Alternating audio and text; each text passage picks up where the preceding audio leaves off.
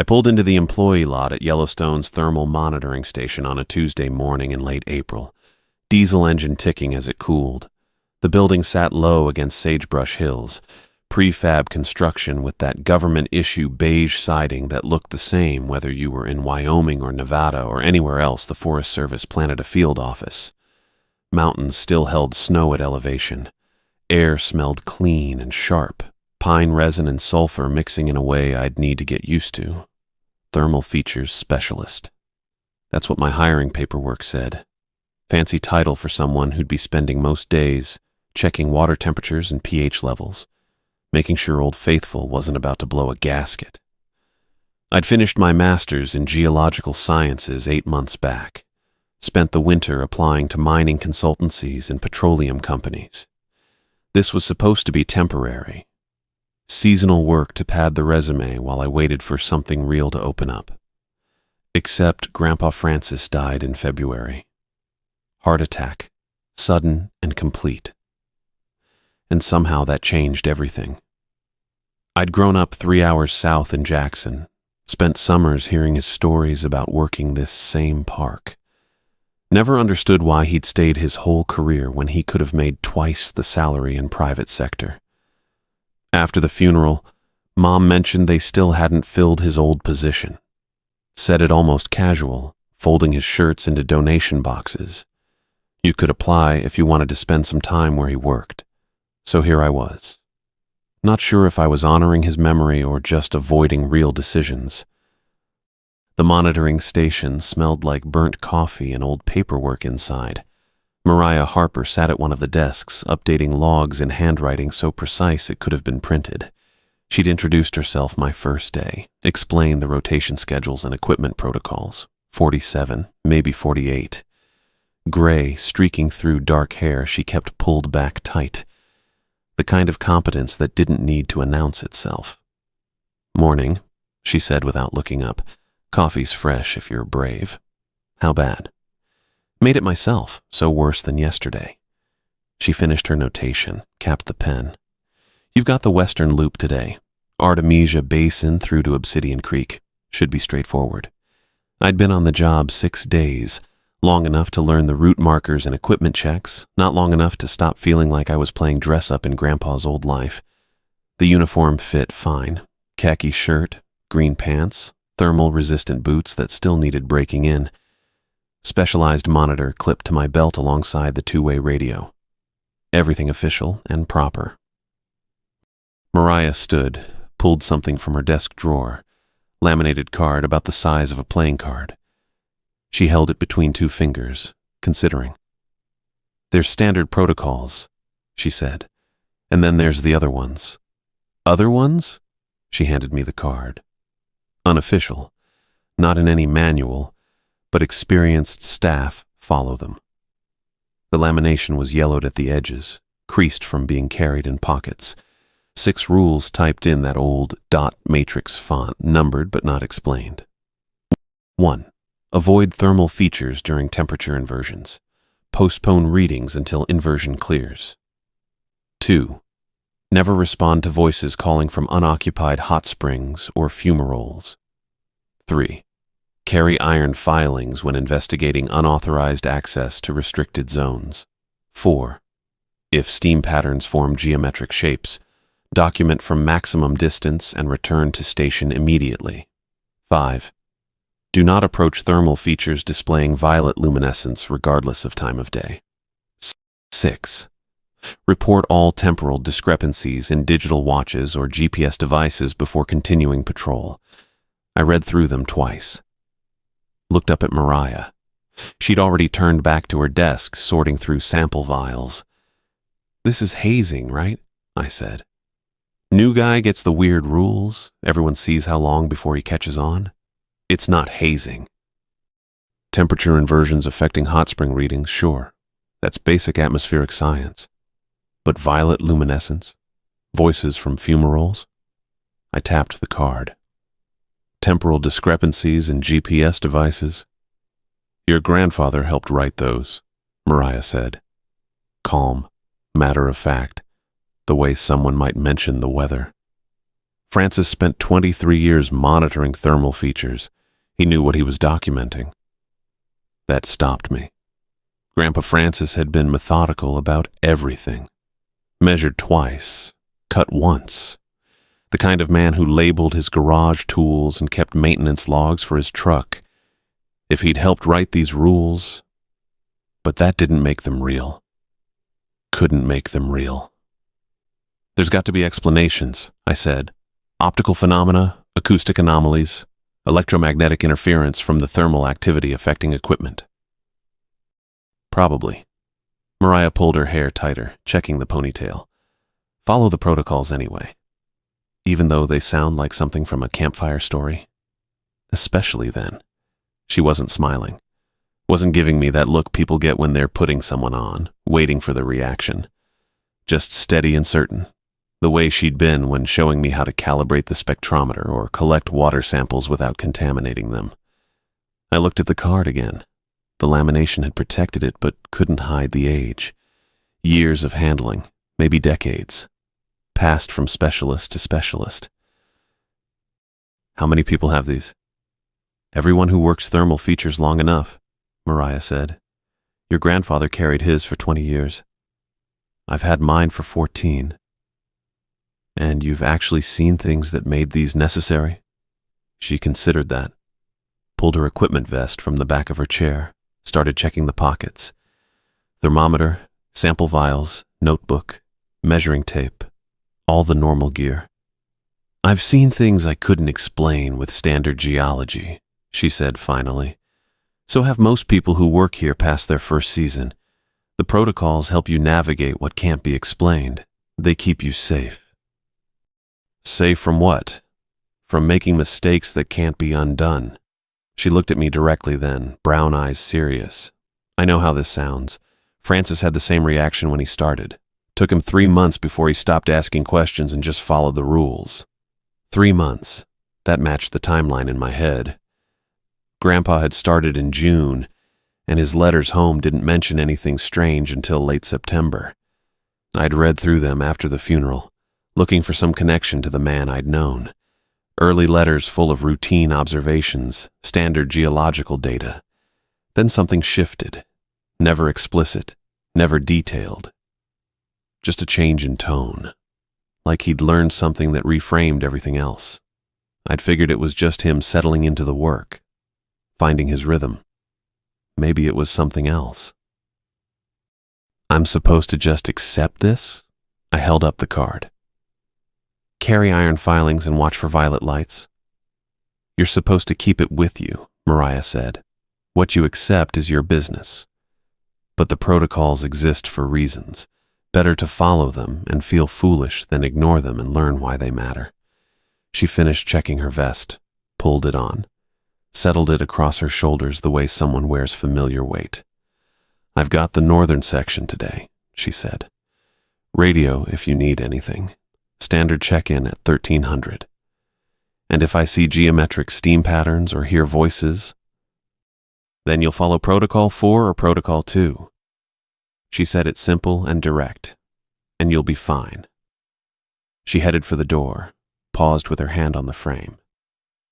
Your grandfather was good at this work, she said. Careful and thorough. Those protocols kept him safe for over 2 decades. Trust that they're built on experience, even if the experience doesn't make sense yet. Then she was gone, boots crunching on gravel as she walked to her truck. I stood there holding the laminated card. 6 impossible rules for impossible situations. The kind of thing you'd laugh about over beers, except nobody was laughing. Mariah treated them with the same seriousness she gave to calibration standards and safety procedures. I slipped the card into my shirt pocket, grabbed my own equipment vest. The western loop wouldn't monitor itself. Artemisia Basin, Obsidian Creek, all the standard checkpoints. Straightforward geological work, just like I'd expected. The card pressed against my chest as I walked to my truck, light enough to forget about, heavy enough to notice.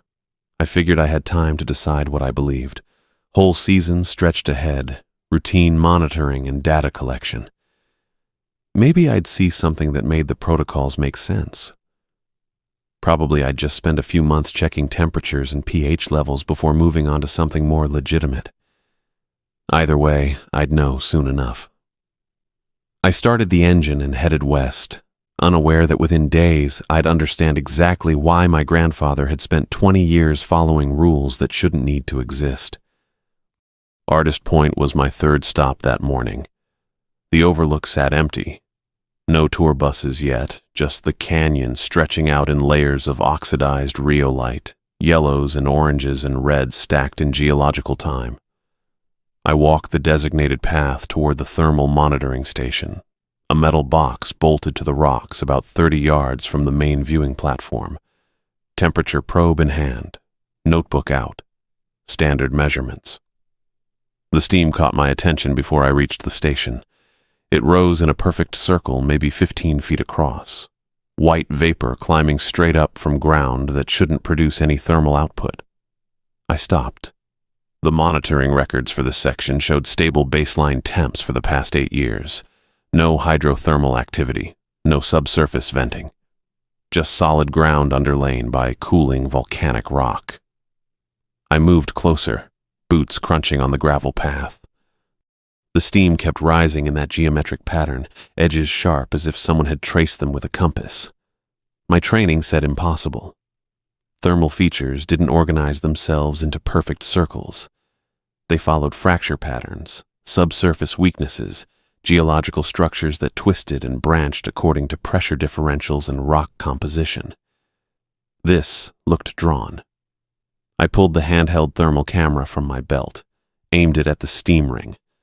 The display showed ambient ground temperature, 53 degrees Fahrenheit, no heat signature, no thermal source whatsoever. The laughter started while I was staring at the impossible readout.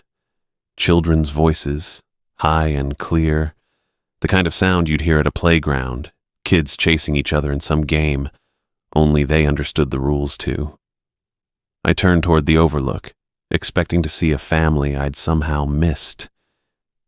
Empty. The viewing platform stood deserted. No visitors, no cars in the lot. Just me and that circle of steam and the sound of children laughing from nowhere. My hand went to the radio before I'd consciously decided to move. The protocols card sat in my shirt pocket. I could feel the laminated edge against my chest. "Harper, this is Russell. You there?" Static crackled. Then her voice, calm and measured. "Copy, Russell. Go ahead." "I've got a thermal anomaly at Artist Point.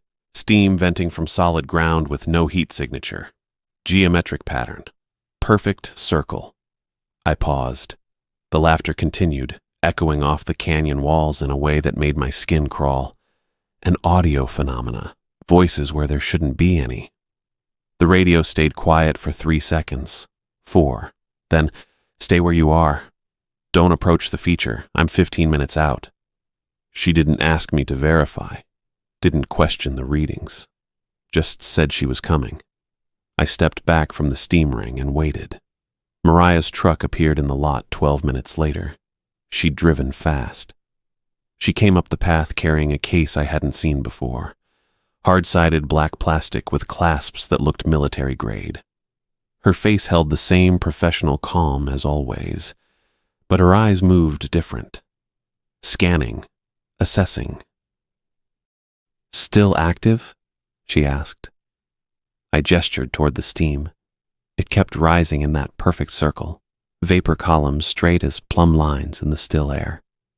She set the case down and opened it. Inside sat equipment I didn't recognize from any geological survey catalog.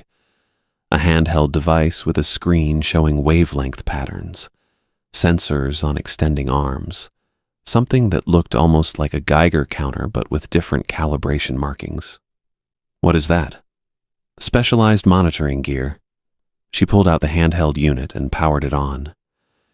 "Your grandfather helped design some of it, after Standard Instruments stopped giving useful data." She walked toward the steam ring. I followed 3 steps behind. The device in her hand started displaying patterns, sine waves overlapping in colors that shifted from blue to violet as she approached. She stopped at the edge of the circle, exactly where the steam began rising, and held the sensor array out. Temporal displacement, she said. 0.73 variance. Ground surface is experiencing time at a different rate than surrounding area. I stared at her. That's not possible. No, it's not. She adjusted a dial on the device. But here it is anyway. The children's laughter had stopped when she arrived. Now the air sat heavy with silence, broken only by the faint hiss of steam. Mariah took readings from 4 points around the circle's perimeter, her movements efficient and practiced. This wasn't her first time dealing with something impossible. The realization settled in my chest with uncomfortable weight. "How long has this been happening?" I asked. "Depends what you mean by this." She crouched, examining the ground where steam met solid rock. "Thermal features behaving wrong? Since before the park was established? People dying in ways that don't make sense? At least 100 years? The protocols?" She glanced up at me. "Your grandfather started documenting patterns in the late 80s. By 92, we had enough data to establish safety procedures. Why didn't anyone tell me?" "I gave you the protocols on your 6th day." Her tone stayed matter-of-fact. "Most people need to see something firsthand before they'll believe it. Your grandfather was the same way. Took him 3 months and 2 incidents before he stopped looking for rational explanations." She stood, brushing dust from her knees, and packed the equipment back in its case. "This feature will dissipate in the next hour. They usually do. But it confirms we're in an active period. Temperature inversions, temporal anomalies, audio phenomena, they cluster.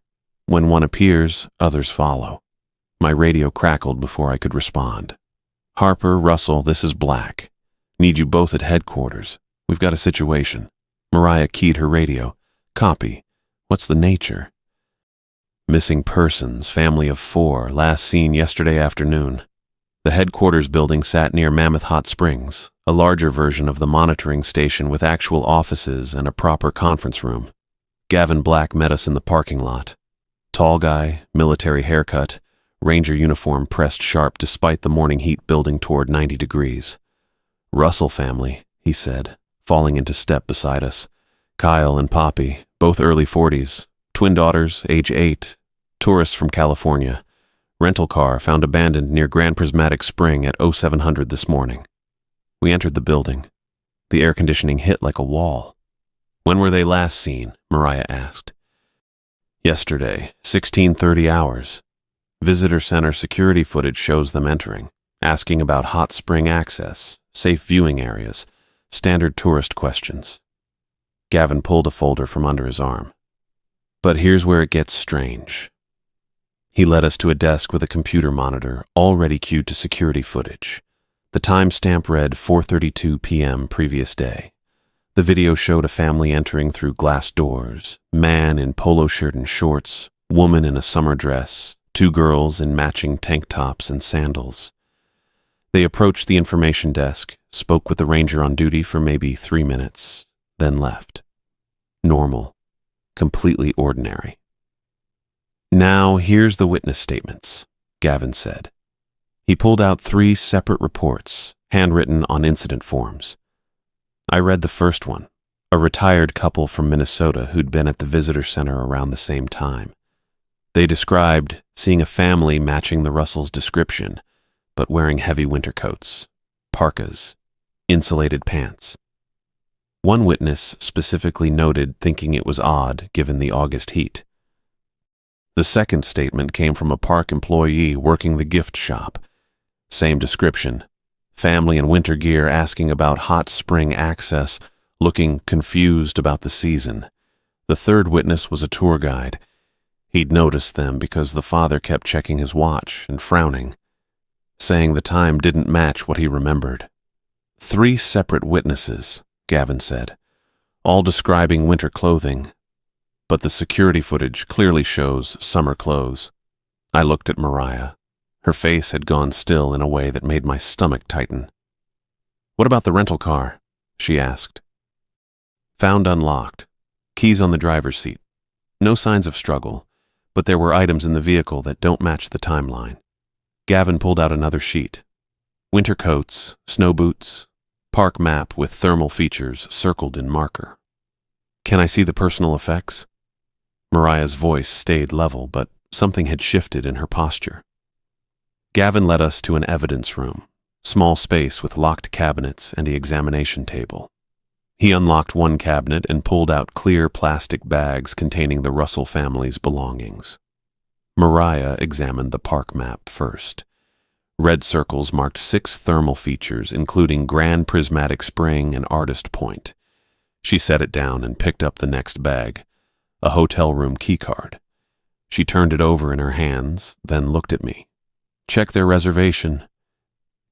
Gavin pulled out his phone, accessing the park's visitor database. Russell family, party of 4, checked in at the Old Faithful Inn on August. Wait. He scrolled, frowned. This can't be right. What date? I asked, though part of me already knew. November 18th. He looked up from the screen.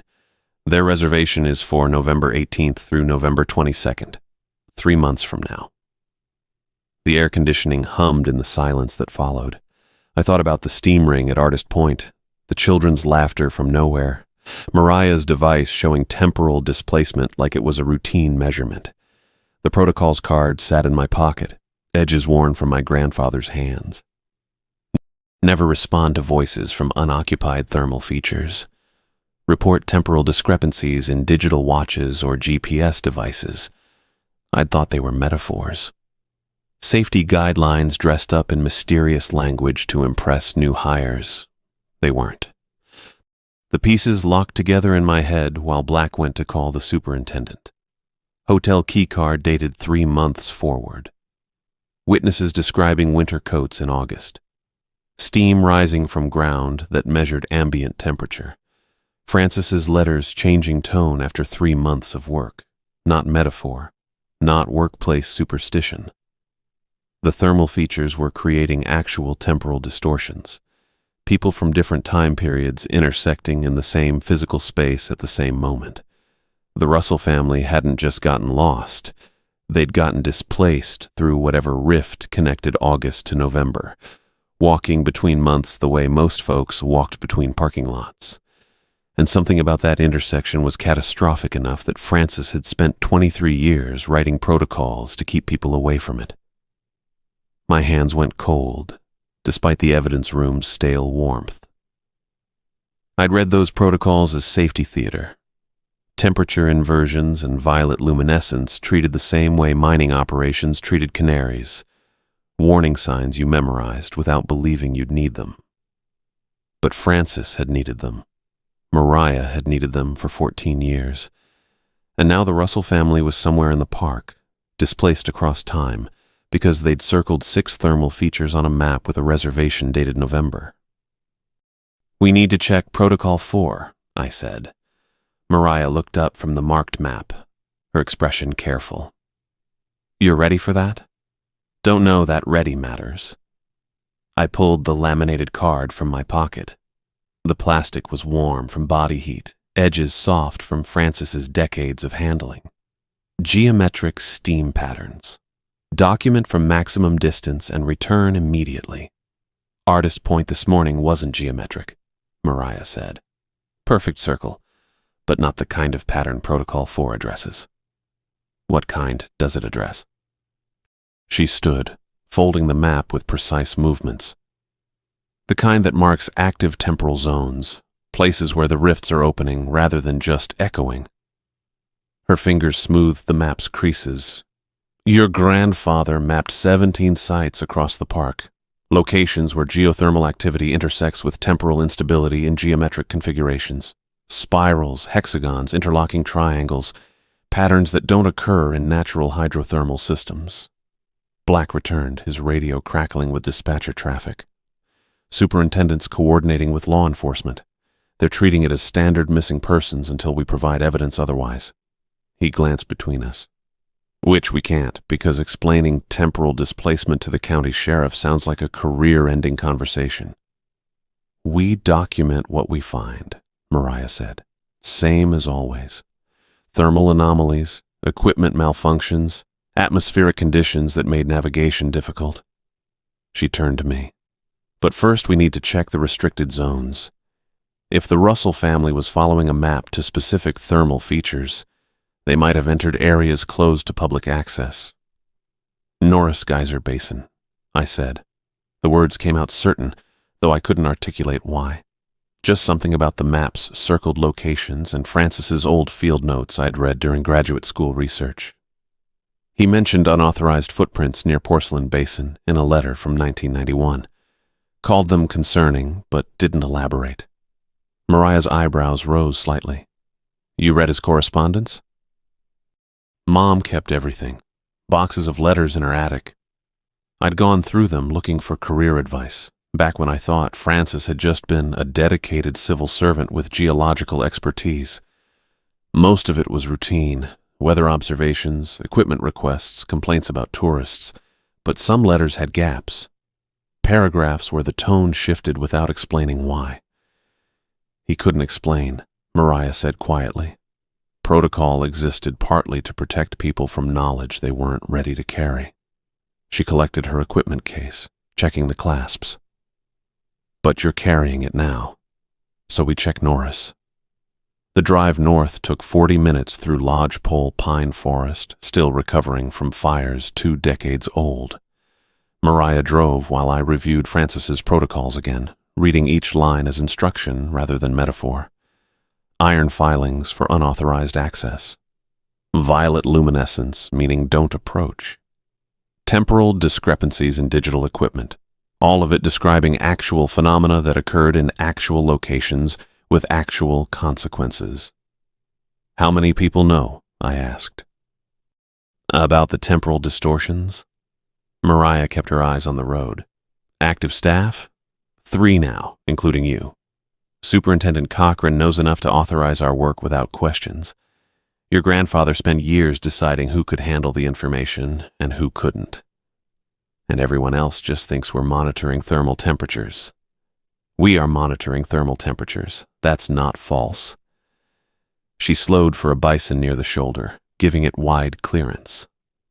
But we're also monitoring temporal stability, documenting displacement events, and maintaining containment protocols your grandfather established. Multiple jobs with one title. The road curved past Roaring Mountain, steam venting from dozens of fumaroles across the hillside. Normal geothermal activity. Nothing geometric or violent or temporally displaced. Just superheated groundwater finding paths through fractured rock, the way it had for thousands of years. Except some of those paths led places that weren't just geological. Norris Geyser Basin appeared through the trees. White mineral deposits spread across rolling terrain, boardwalks threading between thermal features that bubbled and hissed. Mariah parked in the employee section, away from the handful of tourist vehicles scattered through the main lot. Late afternoon sunlight angled across the landscape, turning steam golden. Restricted zone is northwest of Porcelain Basin, she said, pulling her equipment case from the truck bed. Closed since 1989 after 3 separate incidents of tourists reporting disorientation and time loss. Official reason is unstable ground. Actual reason is temporal variance, reaching .87 on your grandfather's scale. What happens at .87? People experience time at different rates. Minutes for them, hours for observers, or vice versa. She handed me a handheld radio and a can of orange surveyor's paint. We mark our path going in. If we experience displacement, we follow marks back out. Don't deviate regardless of what we see or hear. My throat went dry. You're saying we might get displaced? I'm saying we take precautions. She started toward the basin's edge, following a faint trail that led away from maintained boardwalks. And we follow Protocol 4. Document, don't engage, return immediately. The trail wound through sagebrush and scattered pine, thermal features hissing on either side.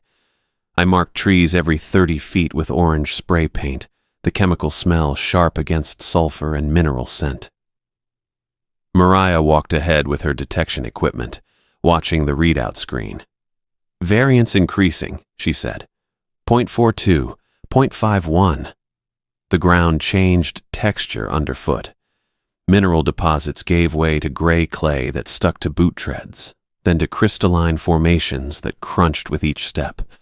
The air temperature dropped despite steam venting nearby. My breath condensed, visible fog in air that had been 70 degrees moments before. 0.68, Mariah said. Her voice sounded distant despite walking 10 feet ahead. We're close. I marked another tree, then stopped. Footprints pressed into the crystalline ground, multiple sets, different sizes, adult boots and small sneakers.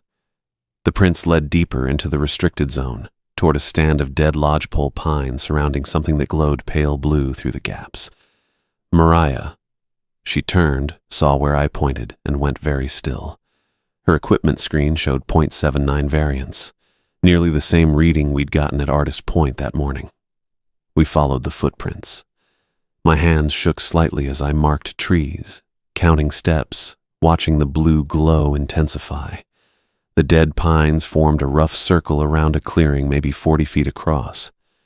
In the center, a hot spring bubbled with water that glowed blue-white, bioluminescent, and wrong. The light didn't behave correctly, didn't cast shadows or reflect off surfaces, just existed as sourceless illumination that hurt to look at directly. And around the spring's edge, standing motionless, were people, the Russell family. Kyle and Poppy and their twin daughters, all wearing the winter coats witnesses had described, but also others. An elderly couple in 1970s hiking gear, a young man in clothes I didn't recognize, old-fashioned cut, maybe 1920s or 30s, all of them standing perfectly still, faces turned toward the glowing water. "Don't approach," Mariah whispered.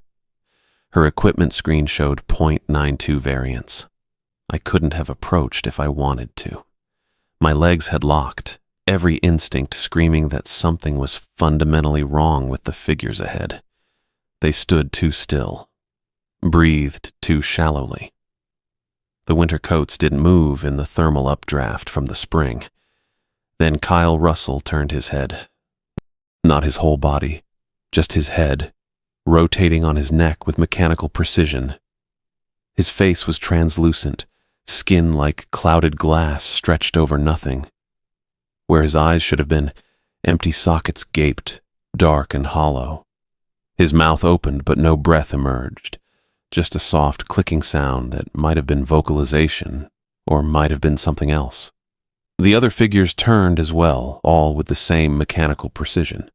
Hollow shells with translucent skin and empty sockets. Not human anymore. Maybe not alive in any way I understood the term. Something moved in the glowing spring. Not water displacement from geothermal convection. Intentional movement. Shapes rising from superheated liquid that should have been sterile and empty. Forms that resembled nothing I had taxonomy for. Elongated bodies that bent in too many places. Limbs that branched and subdivided, surfaces that rippled between solid and liquid states. They emerged slowly, water streaming off forms that shouldn't exist. 3 of them, then 5, then more than I could count. They moved between the standing figures, touching translucent faces with appendages that left no marks, positioning the shells with precise care. One of them turned toward us, toward me specifically, though it had no eyes I could identify. When it spoke, the sound came from everywhere and nowhere, vibrating through bone rather than air. "Heat shepherds," it said. Not in English, not in any language, but I understood anyway. The meaning transferred directly, bypassing auditory processing. We collect those displaced through geothermal rifts, those caught between moments when temporal stability fractures. "What did you do to them?" My voice came out thin, compressed. Nothing. Everything. They walked between August and November, between present and future, and the crossing unmade them. The entity gestured at the hollow shells with something resembling a limb. "We gather what remains. Preserve the fragments. Without us, they would dissipate completely, scattered across decades like ash. Mariah's hand found my elbow, gripping hard. Warning or support, I couldn't tell. The agreement, she said. Francis Russell's agreement. The entity shifted, its form rippling. Francis Russell understood. The portals have existed since before your species named this place. Ancient thermal vents that penetrate not just Earth, but time itself. We emerged through them seeking heat, seeking temporal gradient to sustain our existence. We had no interest in your kind until your kind began falling through, displaced and dying. So you collect them, I said. Keep them as shells. We preserve what we can. The alternative is complete dissolution. The entity moved closer, stopping at the clearing's edge. Mariah's grip tightened. Francis Russell made covenant. His bloodline would maintain containment protocols, document temporal variance, prevent unnecessary crossing. In exchange, we would gather the displaced, preserve their fragments, prevent cascade events where rifts expand beyond control. The words settled into my chest with the weight of geology, sedimentary layers compressing into stone. His bloodline, I repeated. He had no children when he made covenant, but he knew children would come. New grandchildren would follow. The entity's form stabilized slightly, almost solid. Knew someone would return to maintain what he built. My grandfather's letters. The position staying unfilled after his death. My mother mentioning it casually, like coincidence rather than design. The job offer arriving exactly when petroleum positions fell through. Exactly when I needed employment. Exactly when I was vulnerable to accepting work I'd previously considered beneath my qualifications. Francis had orchestrated everything. Not just the protocols and the equipment and the monitoring systems, but my entire path back to Yellowstone. He'd traded his bloodline's service for temporal containment, then spent decades ensuring his bloodline would continue that service after his death. I hadn't returned to Yellowstone for a job. I'd returned to activate an inherited obligation that had been waiting for me since before I was born. The entity's hollow form shifted, steam curling from joints that shouldn't exist. Its voice vibrated through my ribs again, not words, but meaning transmitted directly through bone. The covenant requires maintenance. Your bloodline preserves barriers. We gather the displaced before cascade events unmake entire seasons. I wanted to step back. Couldn't. My boots felt welded to the crystalline ground. Burning seasons approach. Geothermal pressure builds beneath containment thresholds. Rifts open where August touches November, where spring bleeds into winter. Travelers cross without understanding. They walk between timelines, and the crossing unmakes them. The Russell family stood motionless at the spring's edge. Kyle's translucent face showed no expression. The twin daughters hadn't moved since we'd arrived. We preserve fragments, prevent complete dissipation. Your grandfather understood necessity. He mapped 17 intersection points, established protocols to minimize crossings. But containment requires active intervention during burning seasons. Mariah's hand closed around my wrist. Her grip was iron tight. The entity extended one branching limb toward the hollow figures. These wandered through Grand Prismatic during yesterday's inversion. The rift opened at 1607. They crossed at 1643. November air temperature was 28 degrees. August was 71. The differential unmade cellular cohesion. My stomach turned over. The technical description made it worse somehow. Clinical, precise. Others arrive during each burning season. We gather them before fragments scatter completely. Prevent temporal contamination. Your grandfather mapped safe routes through active periods. Established evacuation protocols. But collection requires coordination. We cannot manifest outside thermal zones, cannot cross iron barriers, cannot pursue those who understand the protocols. The second entity emerged further from the spring. its form condensing from steam into something almost solid.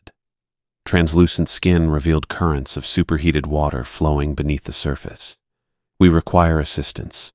Your bloodline maintains surface access, identifies displaced travelers, guides them to collection points during burning seasons before cascade events begin. No. Mariah's voice cut through the bone vibration communication. Francis never agreed to active collection. The covenant covered documentation and containment only. The first entity's eyeless face turned toward her. The blue-white glow intensified. Francis Russell understood necessity, wrote protocols to prevent crossings. But burning seasons increase in frequency, geothermal pressure builds, rifts open spontaneously. The displaced wander further from thermal zones. Fragment dispersion threatens temporal stability. A third entity surfaced, then a fourth. They rose from the glowing water with movements that defied physics, joints bending backward, limbs extending beyond reasonable proportion. The crystalline ground beneath my boots vibrated, not earthquake tremors, something else. The air temperature dropped another 10 degrees in seconds. This season's pressure exceeds previous thresholds. 17 intersection points showed geometric patterning. More rifts will open. More travelers will cross. We require collection assistance before November bleeds into August permanently. Mariah's grip on my wrist tightened until bones ground together. She pulled backward. One step, then another. Russell, we're leaving. Now. The entities moved, not walking, flowing across the clearing with impossible speed. The one closest to us abandoned any pretense of solid form, body collapsing into a column of superheated steam that writhed upward 12 feet, 15, 20. Molten rock glowed at its core, actual magma suspended in vapor, pulsing with each bone vibration word. The covenant requires fulfillment. Your bloodline accepted responsibility. Francis understood. You will understand. The human disguises they'd worn, if they'd ever truly worn them, dissolved completely. All four entities revealed themselves as walking contradictions. Bodies composed of elements that shouldn't coexist outside extreme geological conditions. Steam and magma, solid and vapor. Heat intense enough to liquefy stone contained in forms that moved with purpose. Mariah yanked me backward hard enough to break my paralysis. Move! I stumbled, caught myself. The orange paint marks on the trees behind us glowed faintly in my peripheral vision. 30 feet to the first marker, then 30 more. Then 30 more after that. The entities flowed forward. The clearing's temperature spiked. My exposed skin prickled with heat that had nothing to do with normal thermal radiation. Mariah's hand released my wrist and went to her equipment vest. She pulled something from an interior pocket, a silver canister the size of a road flare. Her thumb found a recessed button. Protocol 5 variant. Close your eyes. I squeezed them shut. Even through my eyelids I saw the violet flash. Felt it more than saw it. A pulse that resonated in my teeth, my bones, the base of my skull. The entities made sounds for the first time. Not bone vibration communication. Actual noise. A hissing shriek that climbed octaves into frequencies that made my inner ears ache. Run! Follow the paint marks. Don't stop. Mariah's voice came from my right. I opened my eyes to slits. The entities had recoiled to the spring's edge, their forms destabilized, steam and magma separating into distinct layers that struggled to reintegrate. I ran, 30 feet to the first orange mark. My boots hit crystalline ground, then gray clay, then mineral deposits. The detection equipment on Mariah's belt shrieked steady alarm tones. 0.92 variance, 0.85, 0.73. Behind us, the hissing grew louder. I risked a glance back. The entities were reforming, pursuing. moving through the dead lodgepole pines with the fluid inevitability of water flowing downhill. Mariah pulled a second item from her vest, a cloth bag that clinked with metallic sound. She tore it open one-handed while running, scattering contents in a wide arc behind us. Iron filings. Protocol 3. Carry iron filings when investigating unauthorized access. Where the filings hit ground, the entities stopped, not slowed. Stopped completely, forms recoiling from the scattered barrier with the same violent reaction they'd shown to the violet flash. Emergency thermal suits in the truck, move faster. 0.61 variance, 0.54. The air temperature climbed back toward normal. My visible breath dissipated. We burst from the restricted zone onto the maintained trail. Mariah's truck sat in the employee section 200 yards distant. She was already running toward it, equipment vest bouncing against her torso. I followed. My lungs burned. Not from exertion. From breathing air that had been too cold too fast, then heated again too quickly. Mariah reached the truck first, yanking open the rear cargo door. Inside sat 2 silver cases with hazmat symbols and military-grade clasps. She hauled one out, flipped the clasps, pulled out something that looked like a firefighter's protective suit made from materials I didn't recognize. Reflective outer layer, insulated interior, breathing apparatus attached. Put it on. Full seal. I grabbed the second suit from the case. My hands shook. Took 3 tries to get my boots through the leg openings.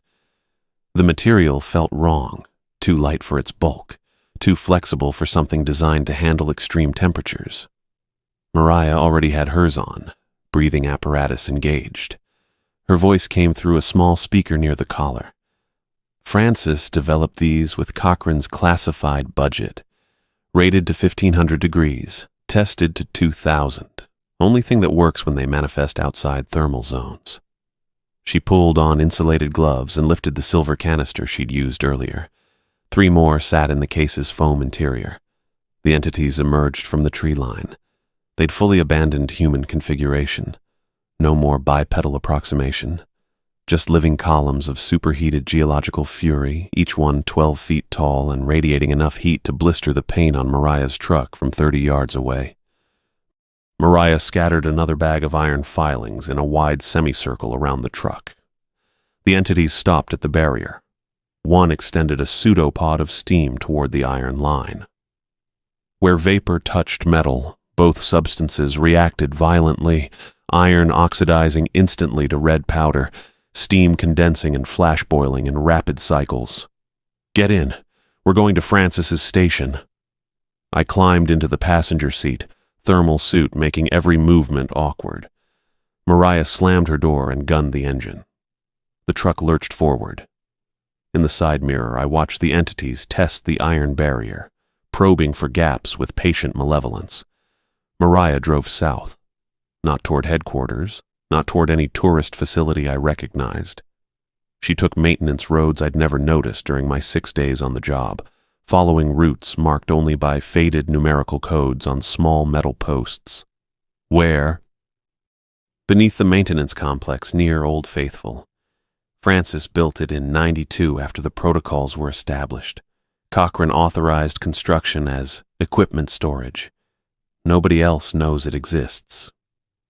20 minutes of silent driving through service roads. The thermal suit's interior temperature regulation kept me from overheating, but sweat still ran down my spine. My hands hadn't stopped shaking. Mariah parked behind a nondescript prefab building that could have been storage, could have been offices, could have been anything.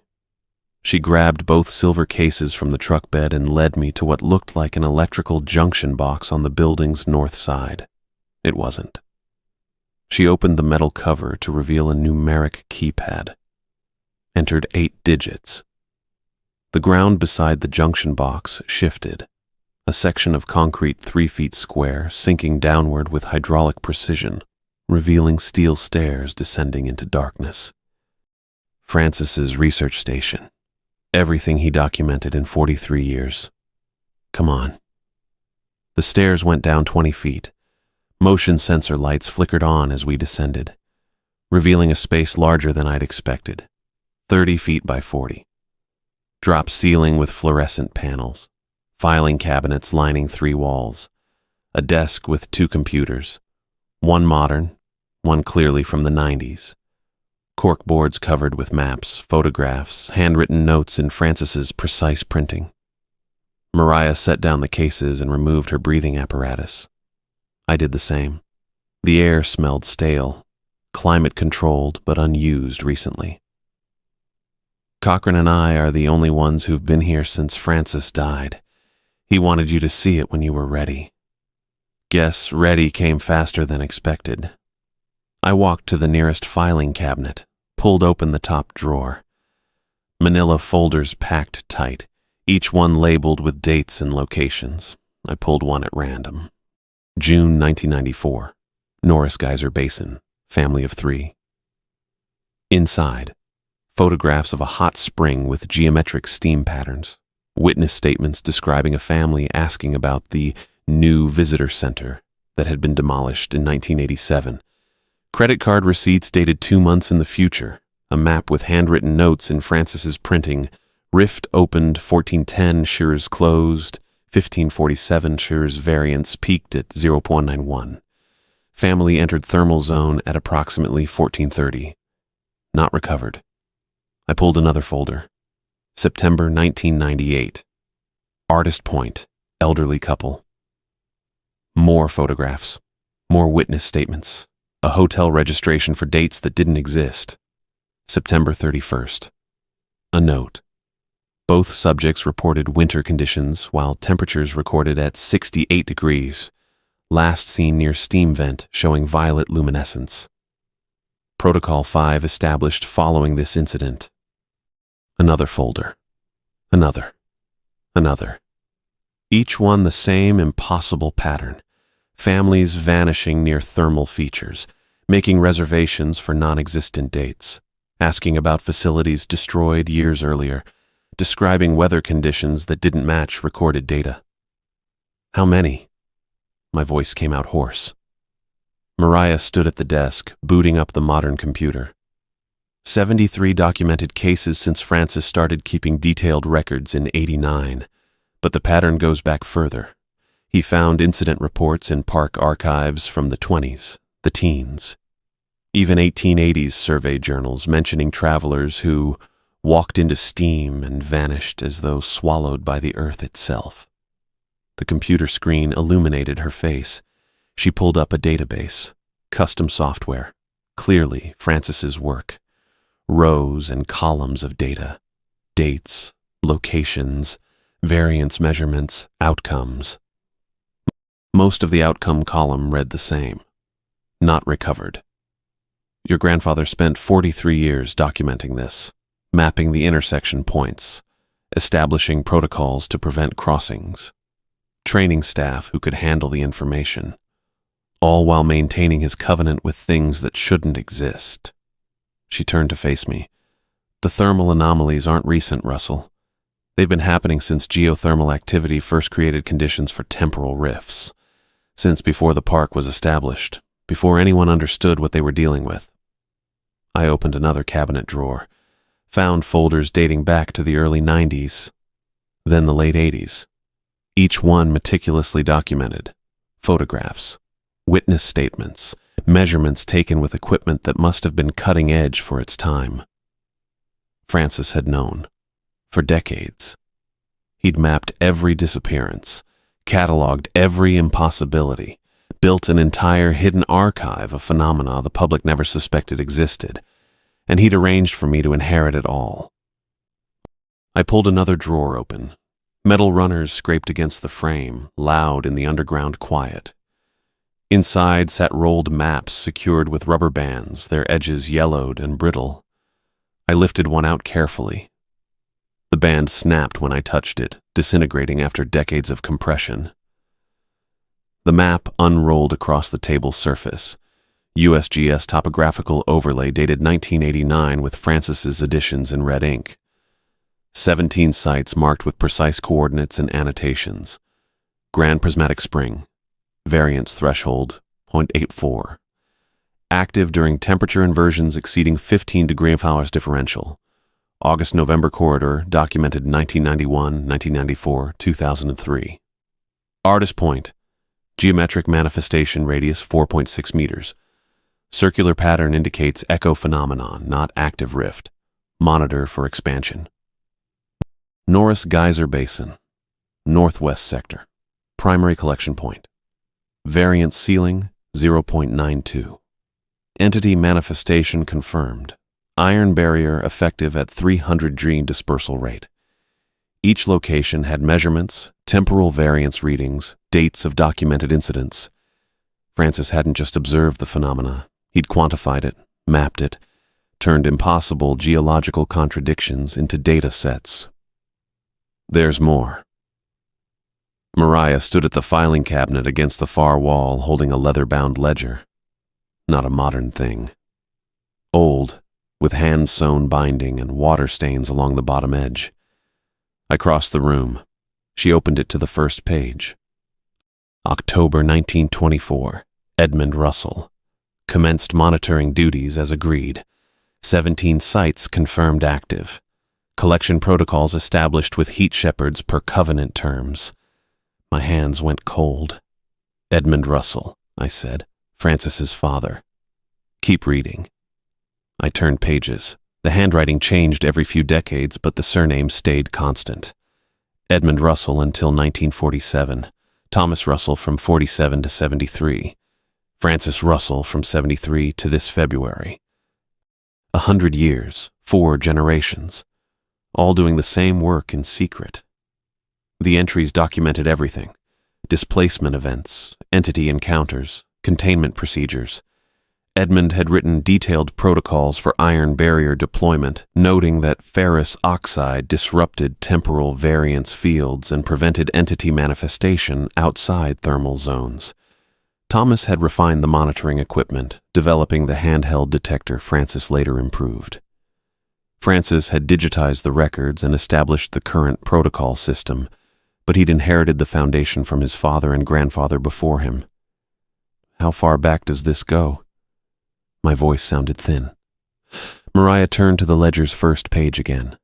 Edmund's initial entry references duties as agreed. He didn't start the covenant. Someone before him did.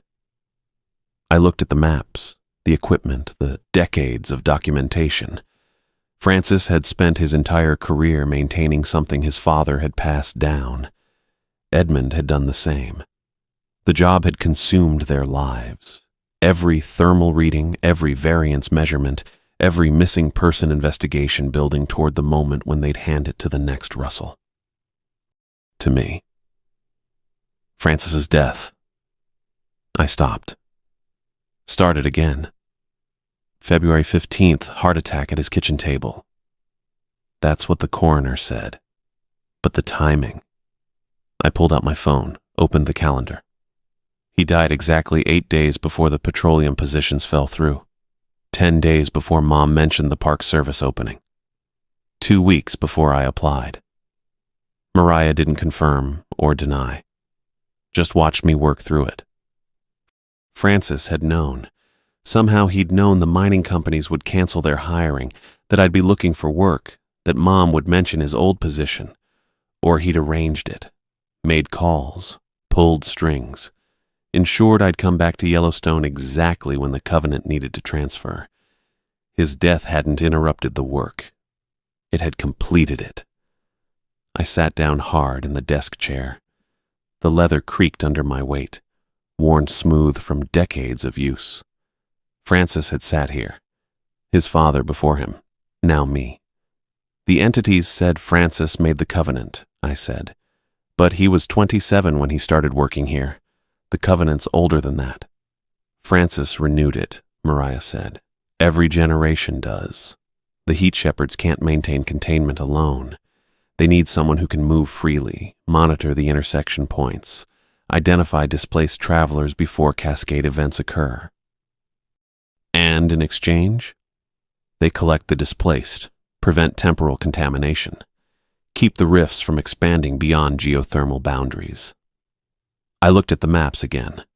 17 sites scattered across the park's thermal features, each one a potential crossing point where August could bleed into November, where families on vacation could walk between seasons and come apart at the molecular level.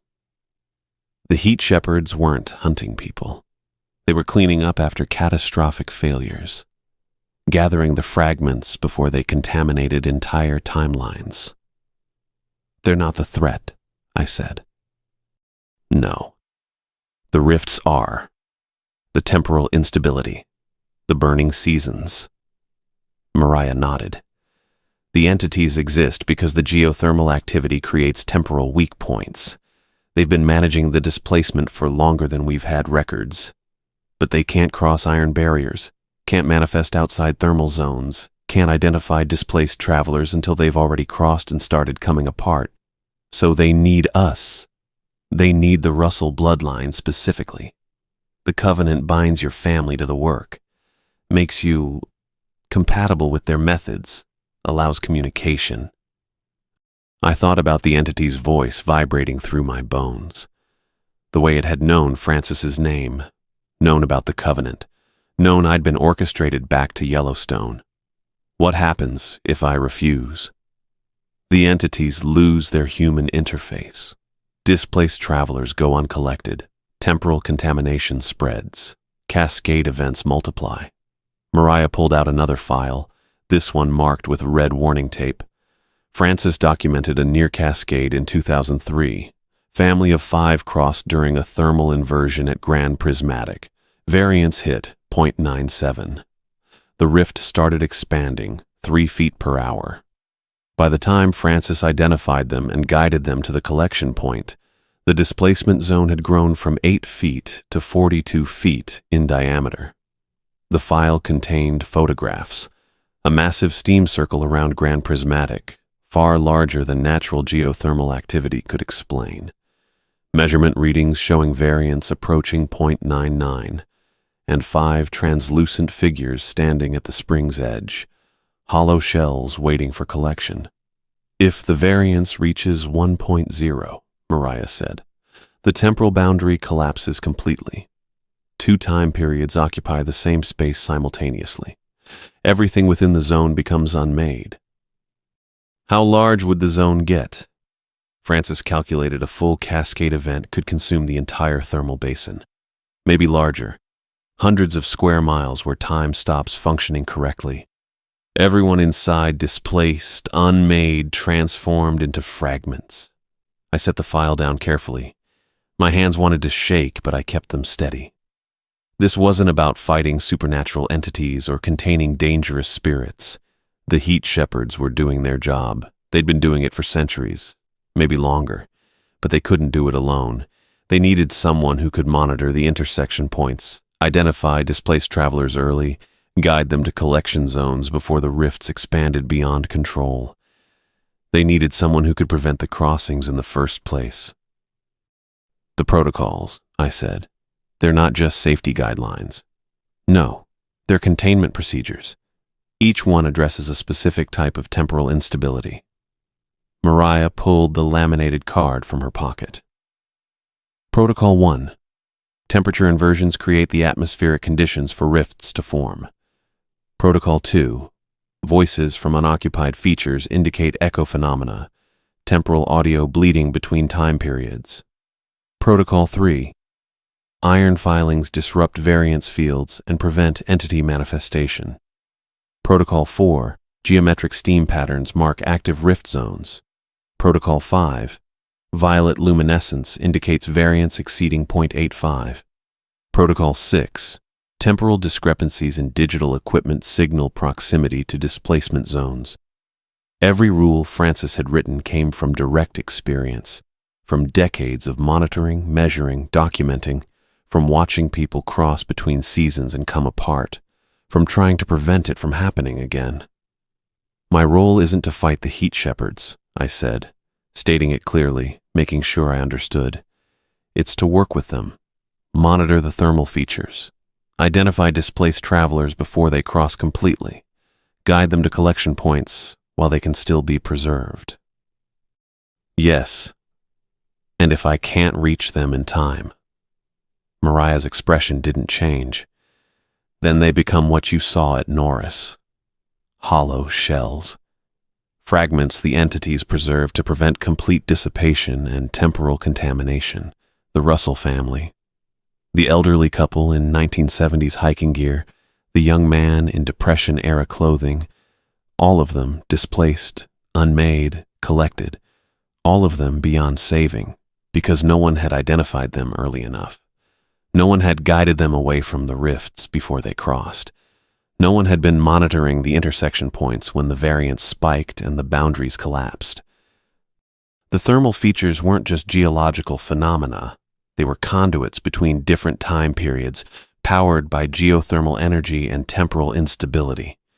And they required constant monitoring, constant intervention.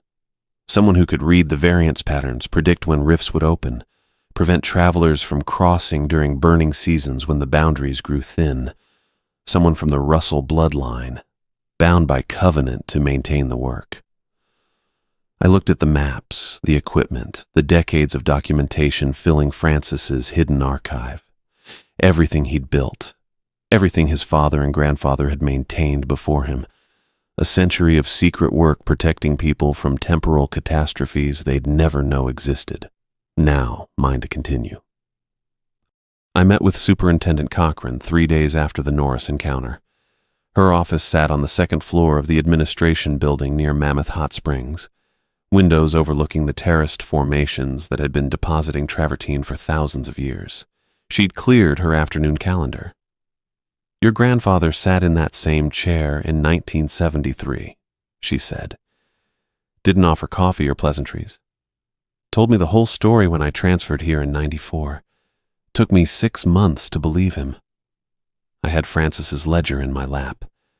The leather binding felt warm from my hands during the drive north. We need updated protocols, I said. The heat shepherds want active assistance, collection duty. Francis documented cases, but never agreed to guide people toward the entities. Cochran pulled a folder from her desk drawer. I know, but burning seasons are accelerating. Look at the frequency. The folder contained incident reports dating back to 1989. 2 cases that year, 3 in '92, 5 in '98. The numbers climbed steadily until the current year showed 11 documented displacements in 8 months. We can't hand people over, I said. That's not containment. That's preventing cascade events. She tapped the most recent report. Grand Prismatic, August 19th, family of 4. Variance hit .97 before your grandfather intervened. You read that file? I had. Photographs showed steam circles expanding in real time, rift diameter measurements increasing every hour. We establish medical emergency protocols, Cochran continued. Thermal exposure, heat exhaustion, disorientation from hydrogen sulfide exposure. All plausible. All documented conditions that explain confused tourists, time discrepancies, unusual behavior. She slid a laminated card across the desk. This gets filed with dispatch. Anyone reporting these symptoms gets routed to you or Harper immediately. The card listed symptoms I'd already seen in Francis's documentation. Confusion about current date, insistence on reservations that don't exist, descriptions of demolished or not yet built structures, wearing seasonal clothing inappropriate for current conditions, watches or phones displaying incorrect times that don't reset. And when I identify them, I asked, you monitor, document. If they're already displaced, if they've crossed, you coordinate with the entities per covenant terms. Cochran's expression didn't change. If they're showing pre-displacement symptoms, you prevent the crossing. Iron barriers at thermal features during inversions, restricted area closures, whatever containment requires. I put the card in my shirt pocket next to the protocols Francis had written. How do I return someone who's already crossed? Cochran pulled out a second folder, thicker. Francis's handwriting covered every page. Learning to identify displacement took 4 weeks of observation. Mariah taught me to watch for the tells. We worked the grand prismatic overlook on a Tuesday morning in mid-September. 20 tourists clustered along the boardwalk, cameras pointed at the rainbow-colored spring steaming below. Mariah stood beside me with detection equipment disguised as a thermal monitoring tablet. "There," she said quietly. "Gray jacket, 40-something male." I watched him, nothing obvious at first. He took photographs, checked his phone, leaned against the railing. Then I saw it. He pulled out his phone 3 times in 5 minutes. Each time he checked the display, his forehead creased. He turned the phone off and back on, shook it once. "Clock's wrong," I said. "0.48 variance here," Mariah confirmed. "Not enough for crossing, but he's feeling it. Watch." The man approached a younger couple. I moved closer, pretending to check boardwalk conditions. "Excuse me, is your phone showing the right time?" His voice carried uncertainty. "Mine keeps jumping forward. Says it's almost noon, but that can't be right." The couple checked their phones. 11:17, they told him. Both devices matched. The man stared at his screen. 11:53, it displayed. He'd lost 36 minutes somewhere between the parking area and the overlook. Mariah intercepted him with practiced efficiency, introduced herself as thermal monitoring staff, asked about symptoms, dizziness, nausea, confusion, all standard questions. The man admitted feeling lightheaded, disoriented. "Hydrogen sulfide exposure," Mariah explained. "Concentrations higher than usual today. We're advising sensitive individuals to move to open areas." She guided him away from the thermal feature toward the parking lot, away from the 0.48 variance zone. Symptoms should clear within 20 minutes of fresh air exposure. I watched his phone display through binoculars as he walked. 11:19. Time had corrected itself once he left the variance field. That evening, I documented the incident in Francis's database. Minor displacement effect, prevented crossing, no entity contact required. 3 days later, I identified my first active case. She stood at Artist Point Overlook wearing a parka in 70-degree weather. Late 50s, maybe.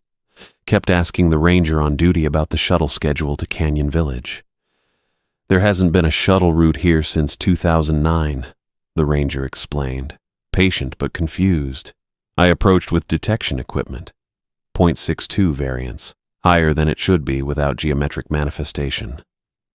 "Ma'am, I'm with Thermal Features Monitoring. Can I ask when you arrived at the park?" She turned. Her eyes didn't quite focus on me. "This morning.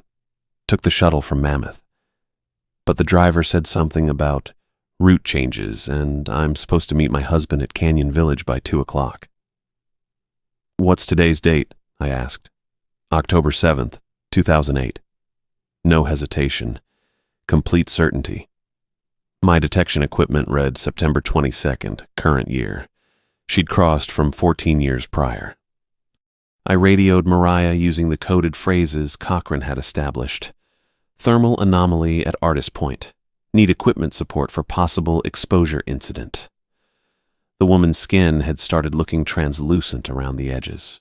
Not fully unmade yet, but deteriorating. Francis's documentation included protocols for this scenario. I guided her away from the overlook toward the maintenance road, talking constantly to keep her focused. Asked about her husband, her trip, anything to maintain coherence.